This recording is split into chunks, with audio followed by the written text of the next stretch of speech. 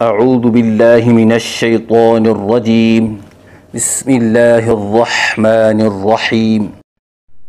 پہلی تختی کا 27واں سبق حرف ہا کے متعلق ہے۔ حرف ہے ہا، مخرج اقصی حلق سے ہا نکلتا ہے، یعنی حلق کا وہ حصہ جو بالکل آخر میں سینے کے ساتھ ہے، اس سے ہا ادا ہوتا ہے۔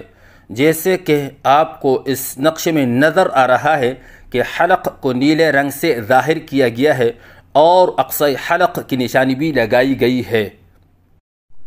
پڑھنے کا طریقہ: ہا کو اقصی حلق سے ادا کریں اور اس کے بعد پھر منہ کھولیں، کیونکہ ہا دو حرفوں سے مرکب ہے، ہا اور الف کی ادائیگی منہ کے کھولنے سے ہوتی ہے، اور ایک الف کے برابر لمبا کر کے پڑھیں، جیسے ہا، نہ ایک الف سے کم ہو جیسے ہا، اور نہ ایک الف سے زیادہ ہو جیسے ہا۔ غلطیوں کی نشاندہی: بعض بچے ہا کی ادائیگی کے وقت منہ بند رکھتے ہیں، یہ غلط ہے، جیسے ہا، کیونکہ الف کی ادائیگی منہ کے کھولنے سے ہوتی ہے، جیسے ہا۔ بعض بچے ہا کی ادائیگی کے وقت الف کے بعد حمزہ کا اضافہ کرتے ہیں، یہ غلط ہے، جیسے ہا۔ بعض بچے ہا کی ادائیگی کے وقت آواز میں لہراؤ سا پیدا کرتے ہیں، یہ غلط ہے، جیسے ہا۔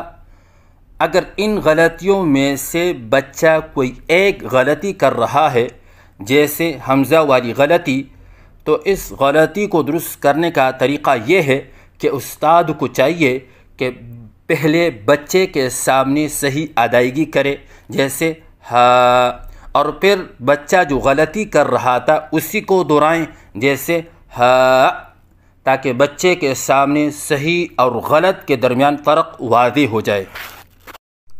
اگر اس سے بھی یہ غلطی درست نہیں ہوئی تو اس کو درست کرنے کا آسان طریقہ یہ ہے، جیسے کہ ہم اردو میں کہتے ہیں ہاتھی، تو لفظ ہاتھی کو بالکل آہستہ بولیں، ہاتھی۔ تو دیکھیے لفظ ہاتھی کے ہا کے اندر نہ ہم منہ بند کر کے کہتے ہیں جیسے ہاتھی، اور نہ ہم حمزہ کے ساتھ کہتے ہیں جیسے ہاتھی، اور نہ ہم لہراؤ کے ساتھ کہتے ہیں ہاتھی۔